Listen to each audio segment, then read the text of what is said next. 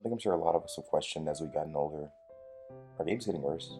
This is a question that I feel like has a lot of depth to it, and that's what we're going to discuss in today's video.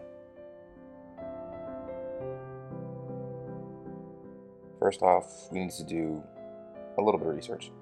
What makes games, or what do we think makes games not as popular nowadays? Because there seems to be something wrong, so we got to try to figure out what that is. Let's look at games back then versus now.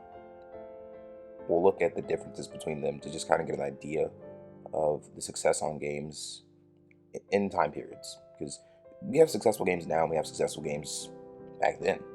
Every game has success rate. I don't think time really matters. At least I don't think it does. But like I said, research is necessary, so let's dig into it.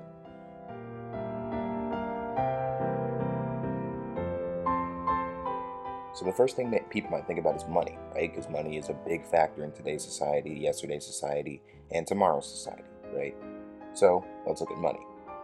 Most people would assume that games now are more expensive, but actually, due to inflation, games back then were more expensive. You had things like scarcity for products and software and specific hardware because games back then needed special things to run, especially since we had a lot more, a lot more compatibility back then, I want to say. And by compatibility, I shouldn't even say that. I mean to say we had a lot more machines back then. Nowadays, it's just reduced to PCs, like laptops, and then a console. Those are the three major ways of gaming. Obviously, phone is one too, but that kind of also falls into the category of somewhat console. I don't know. Describe it how you will. Anyway, games back then were expensive. Someone could say, "Oh, well, games back then were $60 and games now are $60." What do you mean? Well, not really. Games back then in 1990, just for example, $60 in 1990 would have been $141 today, just based on inflation from 1990. So clearly, price didn't matter too much because we still have some pretty good games now, and we have some pretty good games then. And like I said, we've also taken accountability that games can be really low budget and still be really good, or they can just be free. And we have a lot of free games nowadays that are pretty popular. And back then, we didn't have as many free games, but that's because the industry was starting up. People needed money back then. Nowadays, people are more trying to create games with a sense of fun, which is a good thing.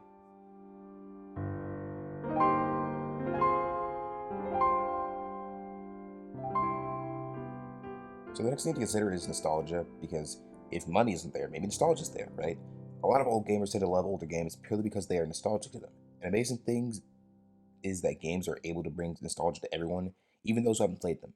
Someone who wasn't a kid playing Pac-Man when it first came out can still experience that same feeling someone in their 30s or 60s experienced when Pac-Man first came out.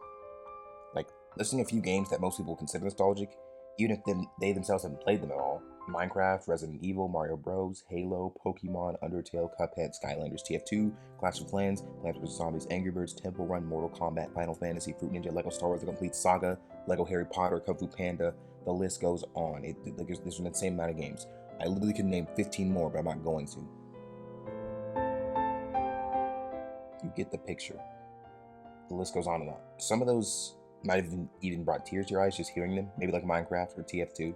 But the big thing about nostalgia, it can carry a game. Like for example, God of War. That's not a game carried by nostalgia. It's just purely a good game franchise because they make a pretty decent story. I'm not gonna lie. Do I enjoy it always? No, because I could never sit down and just play God of War. Except maybe the newer ones. The older ones, no. I'm more of a graphics guy, so that's just me being disgusting yet again. But anyway, getting back on track. Even bad games can have nostalgia. Good games can have nostalgia, bad games can have nostalgia, mid games can have nostalgia. I personally myself consider Cuphead mid. It's not bad, it's not great, but it's a game. You can play it. It's very playable. I played it before, I enjoy it, but I consider it mid. I give it a 6, maybe a 5 out of 10. It's average, right? It's playable. Um yeah, no. I consider that game nostalgic in a way. But the thing about nostalgia is that it's something that everyone can feel. It's not just something that, is like subject to one person. And what that means is that you can't say that one generation of games is better than the other because they're, nostalgic based. That wouldn't make any sense. Since nostalgia can be old and new. And then, old and new is still a relative term because games to us that are old, like people consider Overwatch, I guess old, but not old. People consider TF2 old. TF2 is definitely old. There's no excuse. The TF2 is old. It's almost like, what, 10 plus years old? Minecraft's old. Those games are old. But like I said, still a relative term. But anyway, that can't be a viable reason. So we have to think of another reason.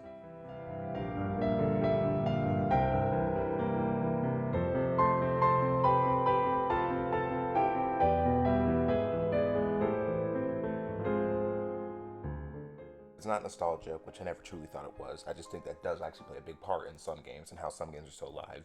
It's got to be something else. We'll have to move on to consistency and repetition. Something you'll notice is that a lot of games have a very consistent or repetitive nature. Call of Duty, TF2, Overwatch, CSGO, Valorant, Left 4 Dead, Halo. We're not including Fortnite because it's a massacre, but you notice something between all these games, and many others. There's a constant cycle and rehashing of the same thing. A shooter where there are superpowers, a shooter where there are humans that have an insane inventory similar to Steve, while also having the immense gun knowledge of Rocket Raccoon and Deadshot. Well, a similar pattern, and it turns out when you play the same pattern over and over again, surprise, people get bored, and at any given point won't be satisfied with the same gimmick. So look at it a different way. The problem might not be so much that games are getting worse, but really devs are just a little less innovative. And I say innovative because I'm not going to say they're lazy. They're just following a blueprint that has led to success multiple times over and over again. That's not to say some devs aren't lazy, because there are definitely some devs out there that are just lazy and remake the same thing over and over. For example, like every app store game you see that like just basically remakes Cut the Rope or Candy Crush, but like with more ads. That's an example of laziness, right? And sometimes, as lazy as they are, they're still successful. Indie devs out there who do try to make non-generic games, it doesn't always go well for them either. Scott Cawthon's a lucky case. It was a point-and-click game, one of the very first ever popular point-and-click games, at least based off my experience and knowledge. And it turned out successful. We have a movie for FNAF, finally, coming out on October 27th, which, side note here, that should have been out like 12 plus years ago, but in all honesty, if it did come out 12 plus years ago, it probably wouldn't have been a good quality, let's be honest. Anyway, like I said, indie games, they're the newest way of being, generic, not even generic, being innovative. Because they usually are innovative, or they follow the same thing. Like, for example, I don't consider any game that goes off of FNAF an indie game. I consider an indie game something entirely different. Like Pumpkin Panic. That is an indie game. And those types of games can be successful, or they can be really unsuccessful. So unsuccessful that you've never heard of them.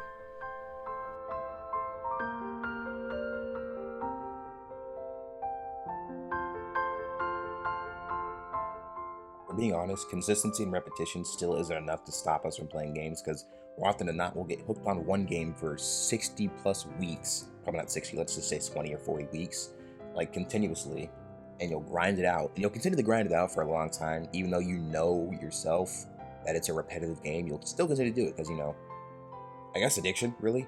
Yeah, that's basically it. I wish consistency and repetition was a reason why games are getting worse, but it's not even it. Games aren't getting worse. You're just getting older. I'm a 20-plus-year-old guy playing games when I could be making money. Games are pretty expensive nowadays. Rent is also really expensive nowadays. To get any good experience with games nowadays, you have to make a commitment to them with a lot of time and a lot of money, which we don't have nowadays because we're all getting older. The older you get, the more responsibilities you have. More responsibilities, less time to do things like play a repetitive game that isn't getting me anywhere, because every update they just add more content that is literally the same, just with a different color or a different skin or a different battle pass posted on it. And like I said, those thoughts I was saying, like I'm a 20-plus-year-old guy, those weren't just me like saying that about myself. That was like me being legitimately serious. That's the kind of thing you probably think to yourself whenever you're playing a game that you know you're wasting your time on. It doesn't actually benefit you in any way, especially since it's not actually fun. It's just the same old thing after like 10 hours of playing it. And like I said, that's the biggest thing about games. They're not getting worse. We're just starting to realize either how much of a waste of time they are, how unfun they are, or that they're just not worth it, right? People spend less money on games nowadays, one, because either they're cheap, or they realize that I don't want to spend $40 or $60 or $120 or $500 or however much on a new game, on a new system, just to play it and not enjoy it at all when I could have just been doing something more productive. So in conclusion, games really haven't gotten worse. They've stayed the same. They're still expensive. They still bring a lot of nostalgia. They're still consistent and repetitive, but they've stayed the same. That's how they've always been, and that's how they always will be. But the one thing that doesn't remain is your age. You're not as naive as you were when you were a kid. You're not as easy to, distract. And, hey, what's the term? Ignorance is bliss. And what we all wouldn't give to go back to that time where everything was just simpler. A lot more fun. Where I could play with a piece of hair for 30 minutes before I got bored. Yeah, that kind of stupidity. The kind of stupidity that allowed me to stay on games for 30 hours because I couldn't figure out that I had to double jump over an objective instead of just crawl under it. That kind of stupidity. And though we may miss that innocence back then, that naiveness we had, that stupidity, it's okay. As we get older, we can only learn to appreciate what we had, what we will have next, and what is to come. There's nothing new under the sun. Really hope you guys enjoyed this video. I enjoyed making it. Till then, keep clashing.